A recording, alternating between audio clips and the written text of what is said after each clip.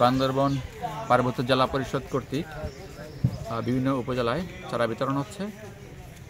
তারই অংশ হিসেবে রুমা উপজেলায় চারা বিতরণ করা হবে আম, মালটা, জাম্বুরা, লেবু, কাজু, কফি, বাঁশ এই চারাগুলো।